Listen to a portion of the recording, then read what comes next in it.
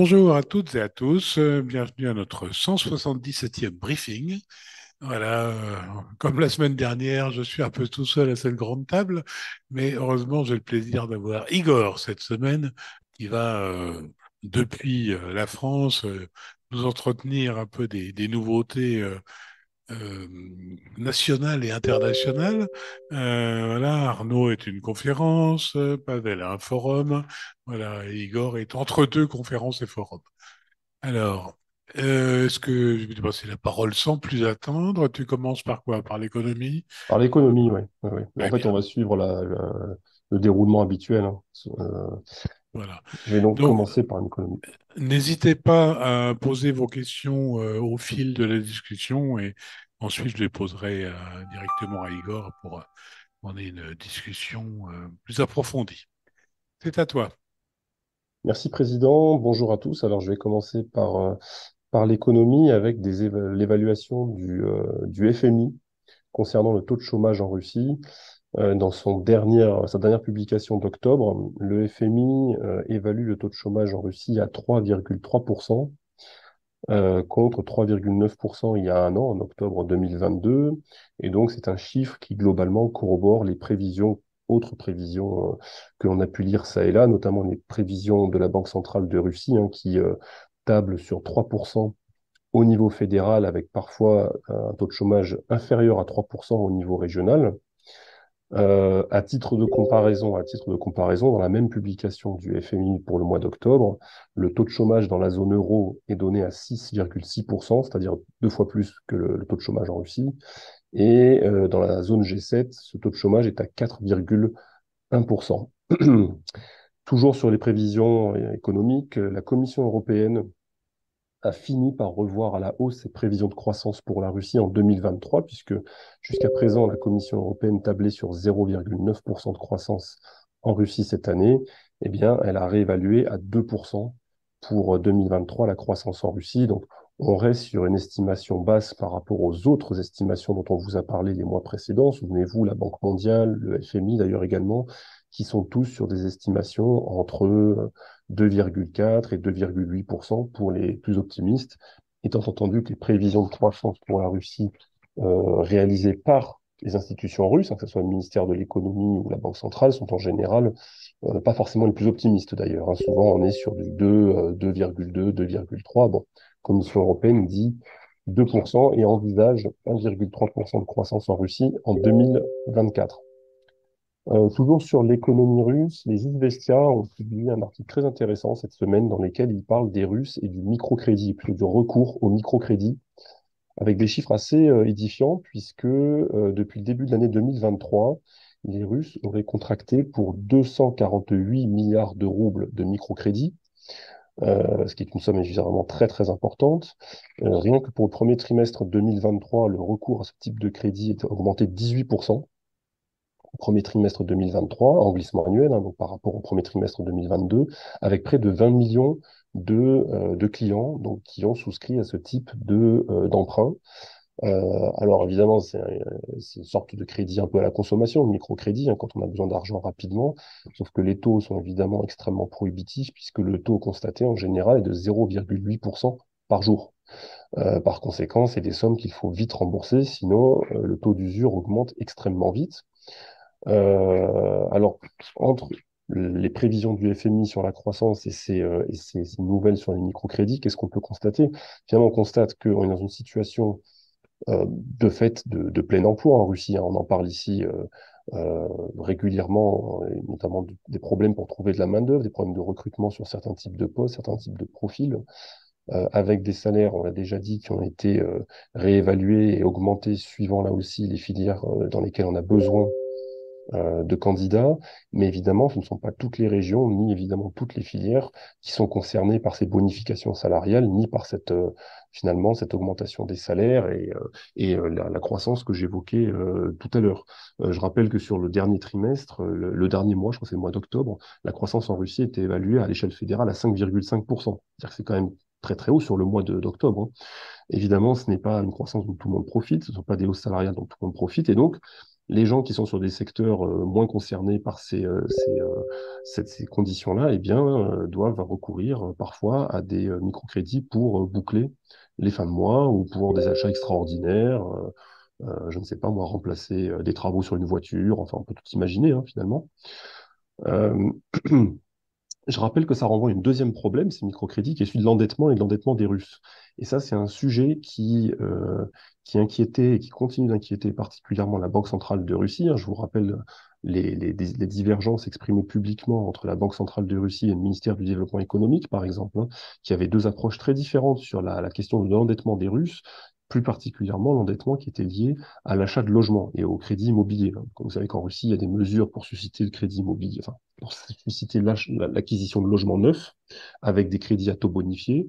La Banque centrale considérait qu'on était dans une logique de bulle immobilière qui continuait de croître, alors que le ministère du Développement économique considérait que non, et que finalement c'est bien, ça faisait tourner la croissance, hein, ça faisait de la construction, enfin, il y avait finalement un cercle vertueux. Bon, et bien cette histoire de microcrédit, ça vient un peu s'ajouter dans ce débat-là, avec donc de l'endettement. Alors l'endettement qui est censé être très limité dans le temps, puisque je l'ai dit, 0,8% par jour, ça peut aller très vite pour le rembourser avec des taux qui deviennent très très prohibitifs. Mais néanmoins, ça nous donne un petit peu un aperçu de ce contexte économique et des tiraillements qu'il peut y avoir entre plein emploi d'un côté, des salaires qui augmentent, et puis des gens qui ont besoin tout d'un coup de sommes d'argent inhabituelles pour pouvoir couvrir des dépenses extraordinaires.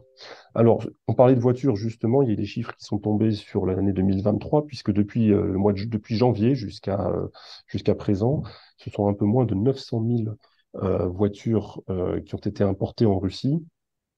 L'immense majorité, environ 545 000, qui sont des véhicules neufs, et le reste, environ 345 000, qui sont des véhicules de seconde main, des véhicules d'occasion. Alors, vous vous en doutez, l'immense majorité de ces véhicules provient de Chine, hein, à 80%. Cela dit, ce chiffre de quasiment 900 000 est intéressant parce que c'est 2,8 fois plus que l'an dernier pour la même période. Donc, on est quand même sur une dynamique, j'allais dire, d'augmentation de ces importations qui est quand même conséquente. Alors, 80% de ces véhicules, des véhicules neufs, viennent de Chine, et le Japon est le principal pays émetteur pour les véhicules d'occasion. Alors, les marques les plus populaires parmi les automobiles importées sont des marques chinoises, hein, que l'on voit tous dans les rues de Moscou et qu'on découvre même parfois chaque jour en marchant à travers les rues de Moscou. La marque Chery, par exemple, qui arrive loin devant, avec pratiquement un quart des véhicules neufs importés. Shandong, que je ne connais pas, hein, qui fait environ 10%. Omoda, qu'on connaît un peu plus, qui fait 9%. Geely, que tout le monde connaît a priori 8%. Et Exide, 7%. Voilà les principales marques chinoises qui sont les plus populaires et qui sont donc commandées en véhicules neufs par des Russes. Deux nouvelles très rapides. Selon RBK, l'année prochaine, le gouvernement compte indexer les salaires des personnels militaires et des structures de force. Là aussi, on parlait tout à l'heure de salaires qui augmentent. Bon, là, il y aura une augmentation chez les fonctionnaires, hein, mais spécifiquement pour les gens qui sont donc dans les structures de force, les gens en uniforme, hein, les personnels militaires et les structures de force. Et enfin, un mot sur le cours du rouble. Peut-être que vous l'avez suivi, mais depuis hier, en tout cas hier, le cours du rouble est revenu momentanément, mais quand même au niveau qu'il connaissait début juillet, que ce soit dans le taux de change face au dollar ou dans le taux de change face à l'euro. Alors évidemment, on reste quand même dans des zones, pour le dollar, on est à 89 roubles, et pour l'euro, on est à 96 roubles, donc ça reste quand même très haut, mais on n'était plus passé sous la barre respective des 89 et des 97 dollars euros depuis le début du mois de juillet, donc il y a plus de 4 mois. Je passe au sujet de société, avec une fois de plus un sujet qui continue j'allais dire, de susciter des discussions et quelque part un peu la controverse, qui est celui de l'avortement, avec des nouvelles déclarations du patriarche Kirill, hein, qui s'exprimait dans le cadre du 11e congrès interéglise pour la pastorale sociale, et qui a déclaré, enfin qui a dit soutenir, appeler à l'introduction d'une loi fédérale punissant, je cite, l'incitation à l'avortement. Il a dit soutenir les initiatives spontanées qui ont été prises par certaines régions russes, hein, la Mordovie ou Tver, j'en parlais il y a une quinzaine de jours notamment. Donc ça, c'est une prise de position. Deuxième prise de position qui va dans le même sens, c'est celle de la sénatrice de la région de Tcheliabinsk, Madame Margarita Pavlova, qui a accordé une interview en marge d'un forum qui se tenait dans sa région, un forum économique, et qui a déclaré, je cite, qu'il fallait arrêter d'inciter les femmes à réaliser des études supérieures. Fin de citation, puisque selon elle, la quête de soi, c'est comme ça qu'elle l'appelle, hein, qu'entreprennent les femmes en vue de se lancer dans leur carrière, eh bien, fait mathématiquement diminuer la fertilité. Et par conséquent, elles font moins d'enfants puisqu'elles passent plus de temps à faire des études et à construire une carrière, ce qui, du point de vue démographique, anthropologique, est vrai. On connaît l'effet de la, comment dirais-je, du fait que les femmes soient formées, qu'elles aient été ensuite acquis un statut social avec du travail, etc. Ça diminue de fait la fertilité, mais le problème c'est qu'on rentre là sur un terrain extrêmement, j'allais dire, délicat en politique intérieure, puisque il n'est pas certain que d'une manière générale la gente féminine en Russie, mais spécifiquement les actives, adhèrent à ce type de discours qui en fait en creux, incite à revenir sur les acquis sociaux de l'époque soviétique. Sous l'Union soviétique, les femmes occupaient des postes à responsabilité dans des usines, dans des combinats, etc.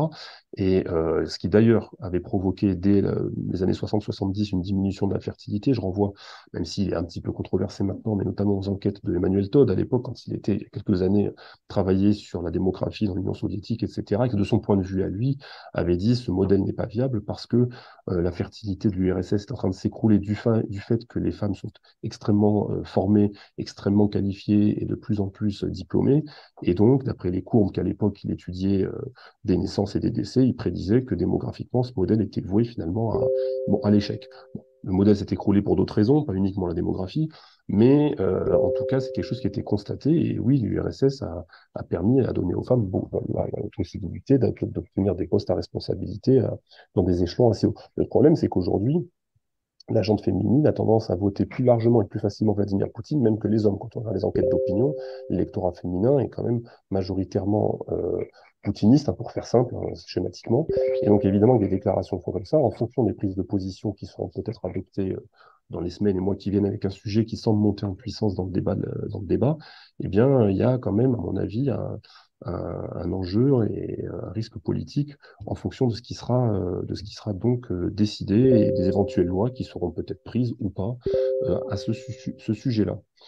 Euh, Deux autres informations, on a tous entendu parler.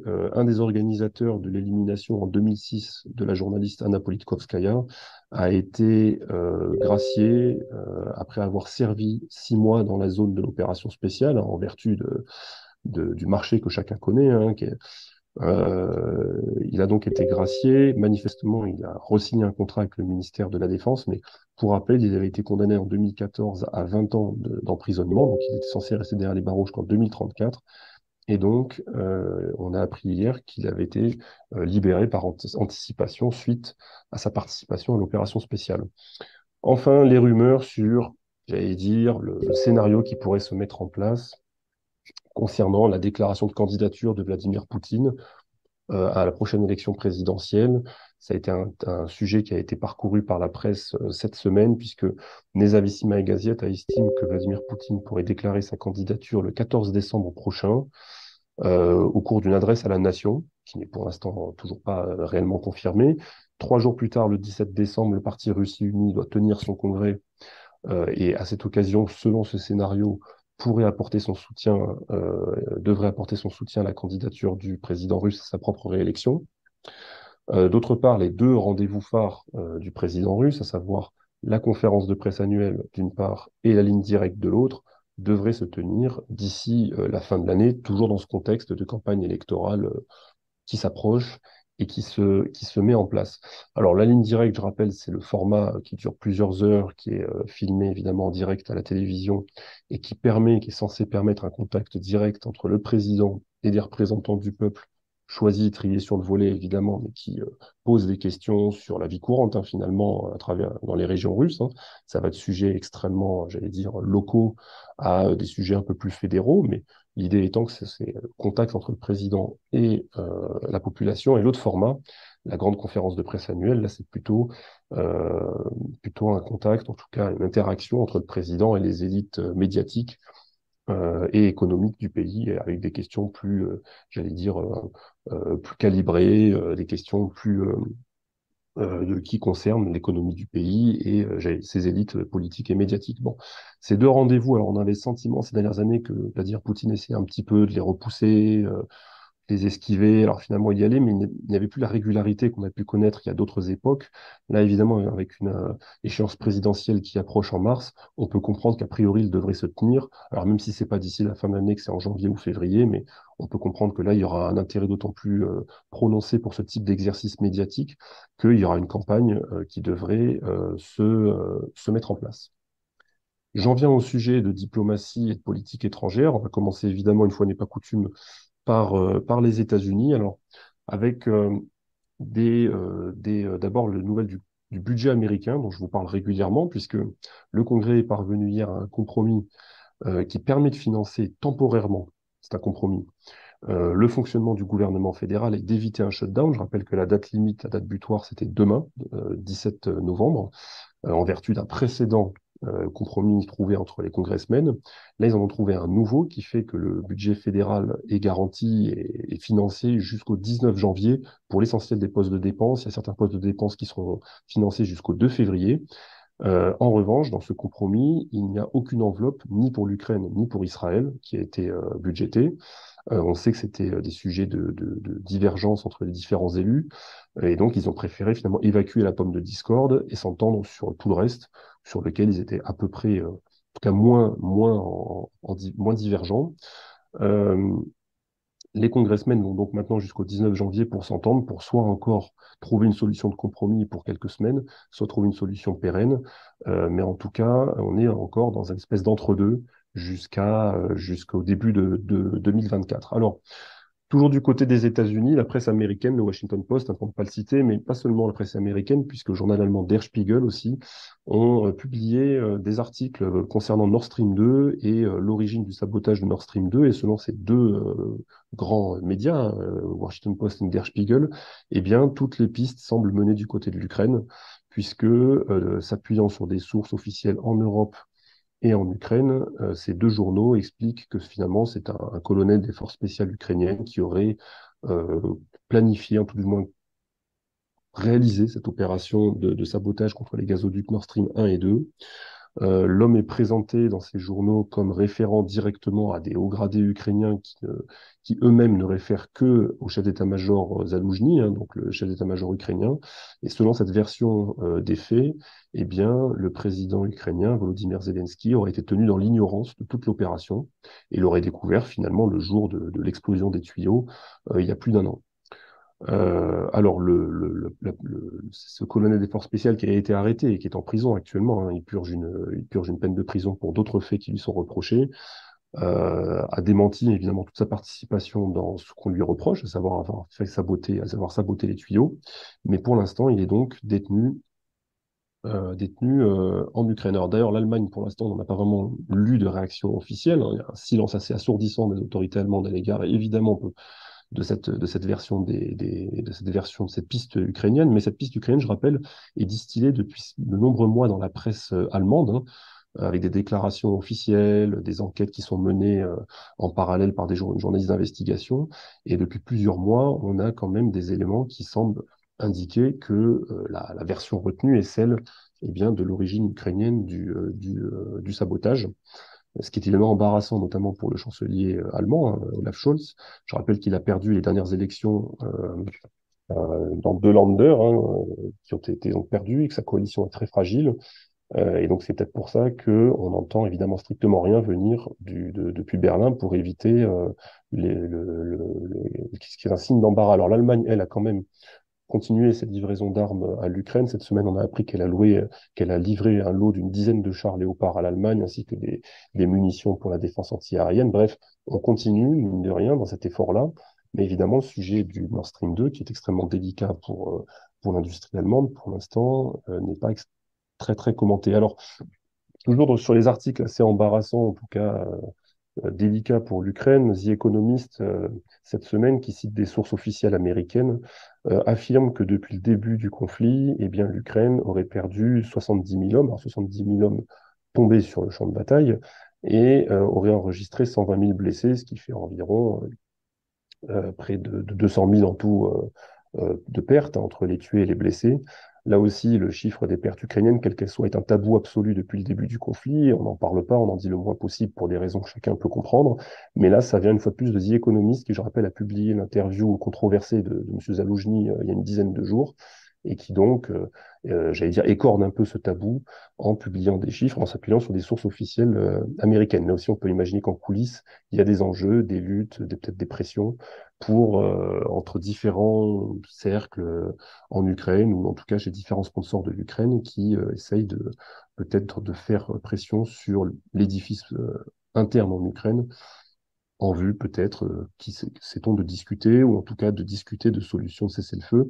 Je vous rappelle, il y a 15 jours, j'évoquais cette réunion qui s'était tenue au format de Rammstein, il n'y a pas longtemps, il y a moins d'un mois, dans laquelle on aurait discuté des contours d'un possible futur cessez-le-feu avec la Russie, ce qui est évidemment une solution que publiquement le président Zelensky rejette jusqu'à présent. L'Union européenne a transmis au 27 son projet de 12e paquet de sanctions contre la Russie. Alors pour l'instant, on n'en connaît pas les détails, puisque ce 12e paquet de sanctions devrait être discuté et, le cas échéant, adopté demain vendredi.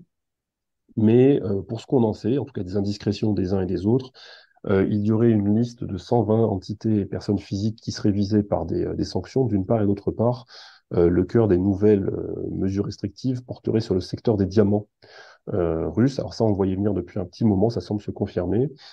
Il faudra donc attendre de voir le journal officiel et de lire en détail les nouvelles mesures, mais cela semble corroborer déjà une piste qui était évoquée dès cet été, puisque de toute façon, il ne reste plus grand-chose à sanctionner, hein. Tout a été très largement criblé de sanctions à travers les 11 premiers paquets. Le 12e donc, semble porter sur les diamants.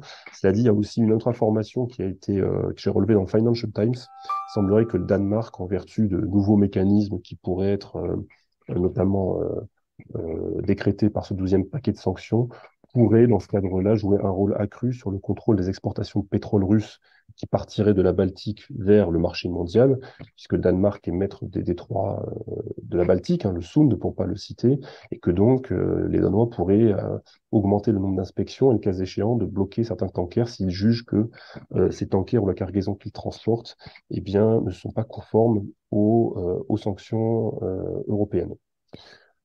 Un mot du Golfe et des Émirats arabes unis. Donc, je vous ai parlé quelques fois. Et vous savez qu'ils entretiennent des relations a priori assez fécondes avec la Russie. Eh bien, il se tient en ce moment aux Émirats arabes unis un grand salon de l'aéronautique et de la défense qui s'appelle le Dubai Air Show 2023, dans lequel la Russie participe et dans lequel elle présente un certain nombre de matériel, comme des avions de transport lourds, de la défense antiaérienne ou des hélicoptères. Donc, si vous voulez, c'est l'équivalent du Bourget en France ou de Farnborough en Angleterre, hein. Ce sont les grands salons d'aviation, Max à Moscou notamment. Bon, là, la Russie, évidemment, a envoyé à travers Rostec et d'autres grandes corporations d'État des délégations et donc dispose de stands dans ce salon aux Émirats arabes unis. On comprend bien que c'est pas ce qui sera signé comme contrat là-bas, ça on le saura assez tôt, il y aura des communications officielles, si tant est qu'il y ait des contrats qui soient signés, mais on comprend bien que l'idée c'est aussi de montrer, de dire, d'affirmer ou d'affirmer le fait que la Russie n'est pas isolée et qu'elle peut toujours évidemment aller s'afficher, se montrer sur des grands salons internationaux où elle va côtoyer d'autres industriels orientaux, européens, américains, sur du matériel évidemment extrêmement performant et du matériel de défense. Des nouvelles de l'Arménie, puisque le Premier ministre arménien Nikol Pachinian a informé cette semaine Alexandre Loukachenko qu'il ne participerait pas au sommet de l'Organisation du traité de sécurité collective, l'OTSC, qui doit se tenir à Minsk le 23 novembre prochain, c'est-à-dire dans une semaine. Le Kremlin a fait savoir par la voix de son porte-parole, M. Peskov, qu'il regrettait cette décision. Et de son côté, M. Pachinian a répondu comment dirais-je, aux critiques en faisant savoir que l'Arménie ne préparait pas le terrain, hein, c'est ça la formule, l'Arménie ne préparait pas le terrain à la sortie de son pays de l'OTSC. Bon, à suivre, je rappelle que l'Arménie avait refusé il y a quelques mois d'abriter des exercices de l'Organisation de traité de sécurité collective, qu'elle avait refusé de participer à des exercices de ce type qui se tenaient sur le territoire d'un autre membre. Là, elle ne participe pas, donc pas au sommet de cette organisation. On peut évidemment comprendre que le contexte domestique et ce qui s'est passé dans le Haut-Karabakh motive la décision du Premier ministre. Deux autres informations, peut-être un peu plus anecdotiques, mais en tout cas plus légères, pour terminer. Le nombre d'étudiants russes dans les universités américaines. Sur l'année 2022-2023, ce nombre a été légèrement en augmentation, 2,3%, c'est pas énorme. Il y a aujourd'hui un peu moins de 5000 étudiants russes qui poursuivent des études supérieures dans les universités américaines. Alors 5000, évidemment, c'est bien peu par rapport à l'ensemble du contingent d'étudiants étrangers dans les universités américaines, qui est de un peu plus de 1 million d'étudiants, mais on a noté une légère augmentation, 2,3%, comme je le disais, de cette cohorte d'étudiants. Et puis une autre information, toujours sur une note un peu plus légère, qui nous amène du côté de l'Espagne, où selon les statistiques notariales, eh bien, le nombre de transactions immobilières réalisées par les Russes en Espagne a atteint un nouveau record, inégalé depuis 10 ans, puisque les ventes achats de biens immobiliers par les ressortissants russes ont bondi de plus de 50% sur le premier semestre 2023, en glissement annuel par rapport au premier semestre 2022, et se sont établis à environ 2140 actes de vente ou d'achat de biens immobiliers, ce qui nous ramène à des niveaux qu'on n'avait plus vus depuis 2013-2014, hein, où ça tournait autour de 2500 actes pour les deux années. Donc c'est une augmentation assez spectaculaire des transactions immobilières réalisées par les Russes en Espagne, qui intervient alors que ce type de transaction réalisée par les étrangers en Espagne, sur la même période, premier semestre 2023, est en baisse. Il est en baisse de 7,5%, mais les transactions des Russes ont augmenté de 50%. Cela dit, les Russes représentent seulement 3,2% de l'ensemble des nationalités étrangères qui ont réalisé les transactions immobilières dans ce pays sur cette période. Les premiers, vous vous en doutez, sont les Britanniques, les Allemands et les Marocains. Voilà, Gilles, je te rends la parole. Merci. Alors, merci de toutes ces informations diverses, variées, nombreuses, qui Mm. ont suscité pas mal de questions. Donc, j'essaie de les prendre un peu dans l'ordre. Tu parlais tout à l'heure du chômage à 3,5%. Mm. Est-ce que c'est pas plutôt une mauvaise nouvelle qu'une bonne nouvelle? Euh, Notamment parce que c'est un taux de chômage qu'on qualifie souvent de fonctionnel pour simplement c'est le taux un peu minimum. Est-ce que ça ne décrit pas plutôt une situation de difficulté pour trouver des employés dans l'économie russe? Bah absolument, 3,3%, voire dans certaines régions inférieures à 3%, on est sur du chômage résiduel. En fait, on peut difficilement aller en dessous en réalité. C'est pour ça qu'on parle de plein emploi, mais ça amène le deuxième élément qui est de dire que il n'y a pas assez, il y a pas assez de bras, il n'y a pas assez de mains, il n'y a pas assez de personnes pour, en réalité, pour satisfaire la demande.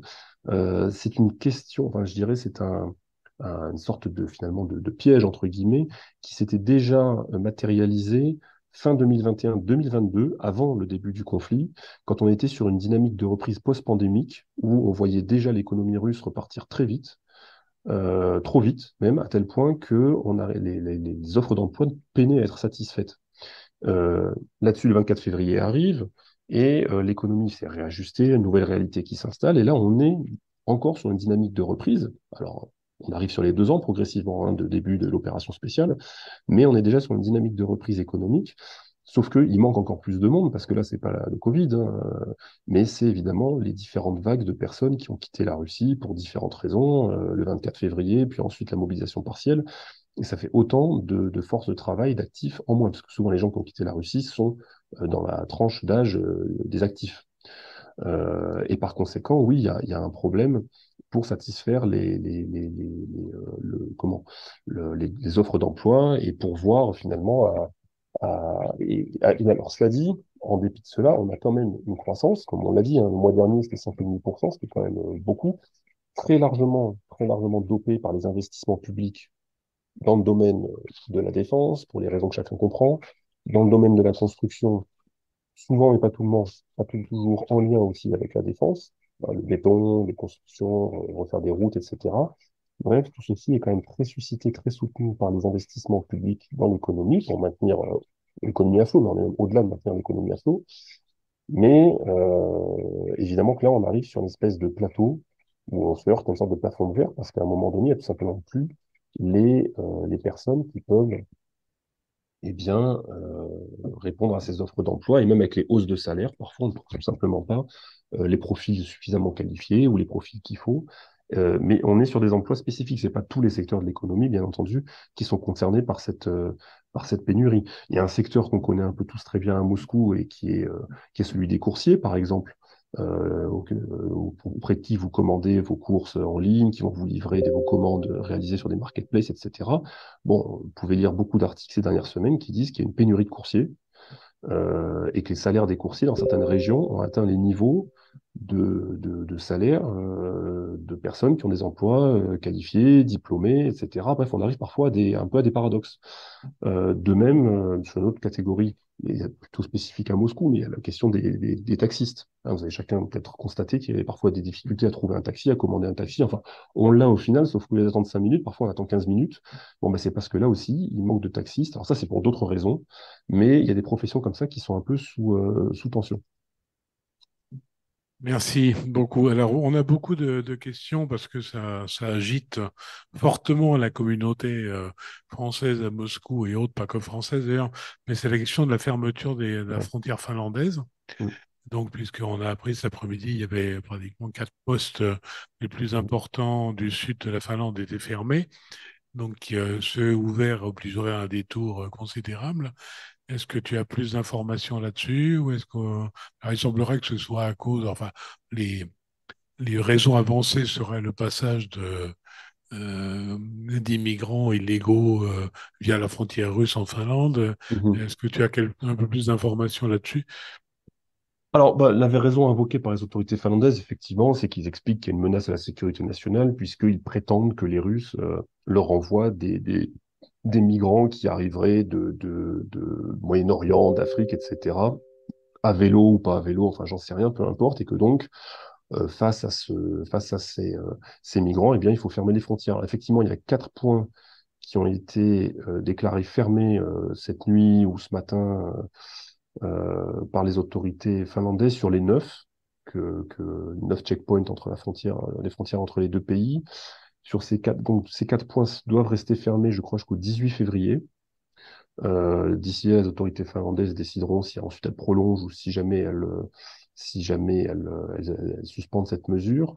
De toute manière, alors, plusieurs choses. Évidemment, pour les Russes qui avaient des visas pour rentrer dans l'espace Schengen, il fallait regarder en fonction du type de visa s'ils pouvaient passer ou pas, puisque depuis, les Finlandais avaient déjà quand même bien restreint le franchissement de la frontière pour les Russes. Disons que si vous aviez un visa de conjoint de Français ou de ressortissant de l'espace Schengen et que vous voyagiez ensemble, vous pouviez apparemment passer. Mais avec d'autres types de visas, je ne les connais pas tous, hein, mais il y avait des problèmes et des gens qui ont refusé le franchissement de la frontière côté finlandais, évidemment. La question qui se pose, c'est est-ce que pour les ressortissants de l'espace Schengen, quelqu'un qui vit en Russie avec un visa, un permis de travail, un VKS, que sais-je, est-ce qu'il peut se présenter à ce poste frontière? Est-ce qu'on va le laisser passer ou est-ce qu'on va le refouler? Ça, j'en sais rien. Moi, je pense qu'il faut se rapprocher des autorités consulaires finlandaises ou demander au consulat de France s'il peut se rapprocher des autorités consulaires finlandaises pour demander des clarifications et savoir si les ressortissants français ou les ressortissants de d'autres pays de la zone Schengen peuvent franchir cette frontière ou si les Finlandais leur diront de toute façon c'est non, trouver un autre point de passage. Ça, j'en sais rien, mais c'est une mesure qui est très très récente et d'après les publications officielles sur le site finlandais des Affaires étrangères, par moment, c'est pas très clair. Donc il faut, à mon avis, on aura des clarifications dans les jours qui viennent. Oui, c'est ce qu'on lisait beaucoup ici, effectivement. Faut, comme toujours, attendre les décrets d'application. Mais bon, Mm, là, on parlait vraiment de fermeture des points de passage. c'est Donc, ça, ouais. Ouais, ouais. après, c'est toujours un peu compliqué. Il y a une question à laquelle je vais peut-être répondre. Combien d'argent liquide en euros on peut apporter avec nous quand on arrive à Moscou depuis Paris? Alors là, la question est double. Ça dépend de quel point de vue on se place. Du point de vue russe, il n'y a pas de limitation. Il faut simplement déclarer à l'entrée les sommes Mm, supérieures à 10 000 $. Voilà. Alors, où la question se pose, c'est pour les euros, puisque l'Union européenne a décidé qu'on ne pouvait pas amener de coupures en euros en Russie. L'importation des euros physiques est interdite en Russie. Donc, ça veut dire que si vous avez un passage direct d'un pays européen, enfin, l'Union européenne vers la Russie, on ne peut pas passer. La Finlande, par exemple, quand c'était ouvert, en théorie, on ne peut pas passer d'euros de Finlande en Russie, sauf pour les besoins immédiats. Donc, je pense que c'est 200, 300 euros. Vous ne pouvez rien vous dire, enfin, vous ne demandez rien. La question, c'est si vous venez via un autre pays, ce qui est le cas la plupart du temps, si vous passez par la Turquie, par exemple, au moment où vous prenez l'avion entre la France et la Turquie, normalement, on ne va pas vous demander si vous avez des euros ou pas. Enfin, toujours pareil, après, selon les normes, vous ne savez pas si c'est 5 ou 10 000 euros, il faut le déclarer ou pas, voilà. Mais après, quand vous passez de Turquie en Russie, là, il n'y a pas de contrôle, on vous interdit pas de passer des euros. Voilà, donc faut bien réfléchir d'où vous venez, par où vous passez, et voilà. Autrement, il reste toujours la solution de passer des dollars, puisque les dollars ne sont pas impactés par cette décision. Voilà, on a plusieurs autres questions, notamment alors sur les questions sur les femmes, l'avortement. Alors le patriarche Kirill qui a également déclaré qu'il n'était un bon Russe que celui qui fréquentait, qui allait à la messe. Et à ce moment-là, il y a eu différentes statistiques qui sont sorties qui indiquaient qu'il y avait en fait genre de 1,5% des Russes qui allaient de façon hebdomadaire à la messe et à peu près 5 ou 6% entre une et deux fois par mois. Donc, est-ce que c'est quelque chose qui a une portée réelle ou est-ce que c'est quelque chose qui va justement dans le sens de cette réaction, entre guillemets, dont on parlait avec les femmes? Il y a plusieurs questions d'ailleurs sur les femmes également. Quelles mesures pourraient être prises pour contraindre les femmes à revenir à l'ancienne ou à abandonner leurs études ou à retrouver un rôle unique de mère de famille? Moi, je vois pas comment ça pourrait arriver. Je veux dire, il y a quand même passé un demi-siècle, même plus d'un demi-siècle, je veux dire quand même d'histoire avec, on l'a dit, le rôle des femmes qui a quand même beaucoup changé, l'Union soviétique qui leur a apporté l'éducation, des diplômes, enseignement supérieur.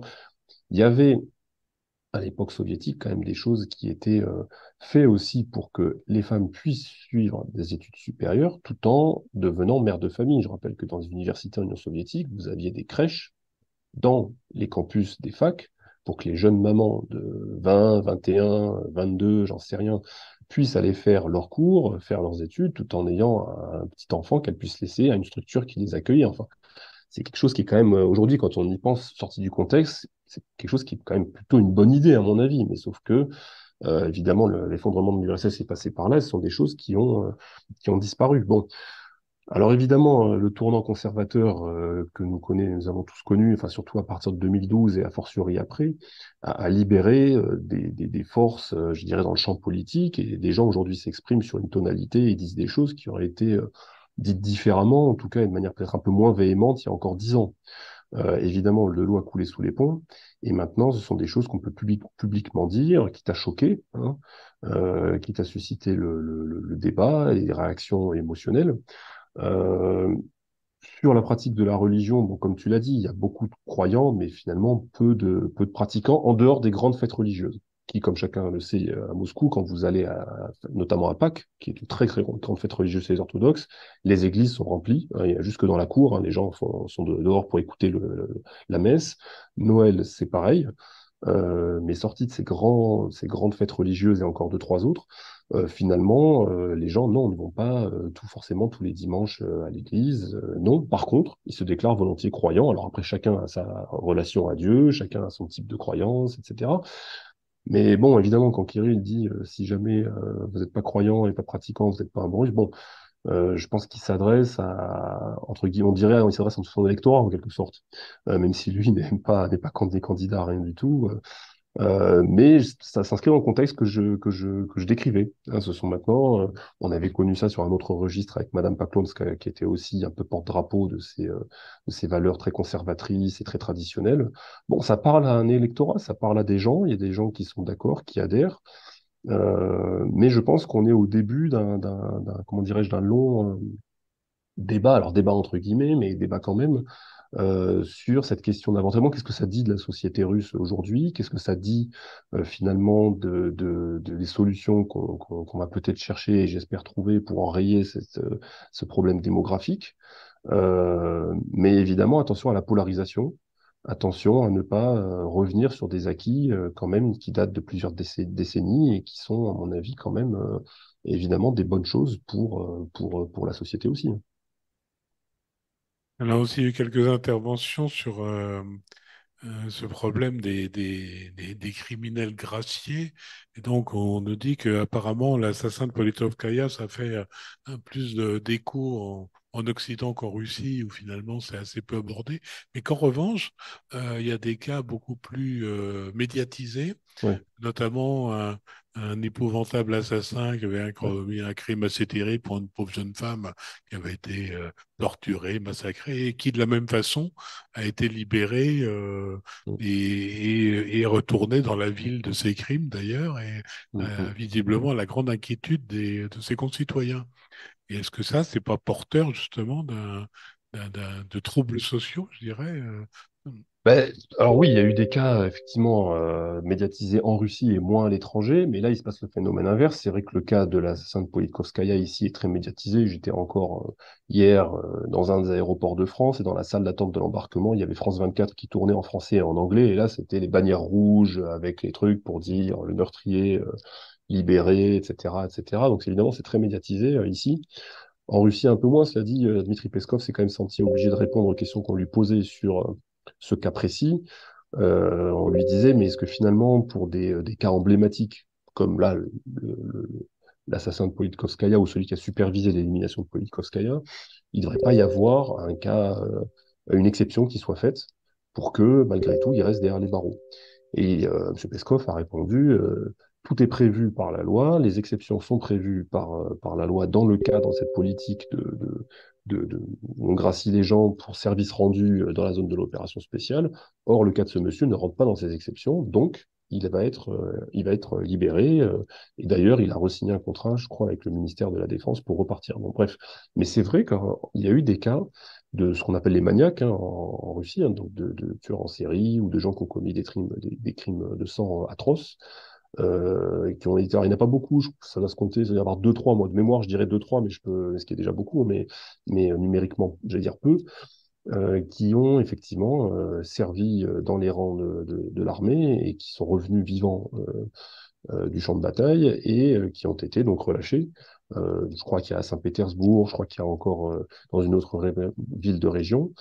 Ça, évidemment, ça a inquiété on peut le comprendre, hein, ça a inquiété les gens, les gens de ces villes-là.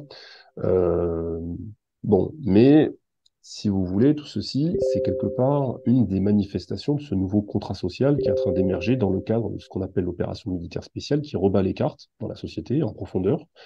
Et c'est un petit peu, j'allais dire, une refonte, une remise, mise à jour, on dirait un langage informatique, de ce vieux contrat social qu'on connaît tous, qui existait en Russie, qui s'est érodé avec le temps et qui est complètement maintenant remis à plat sur la table par l'opération militaire spéciale. Et ce type de mesure-là fait partie de ce nouveau contrat social. D'accord. Dernière question, parce qu'on a déjà pas mal avancé dans le temps qui nous est imparti. Est-ce que la visite du leader chinois Oui. enfin, sa rencontre avec Biden à San Francisco ou Los Angeles a eu un impact ou peut avoir un impact quelconque sur la situation russo-ukrainienne? Alors, effectivement, les deux présidents chino-américains se sont rencontrés dans le cadre du sommet de la PEC à San Francisco.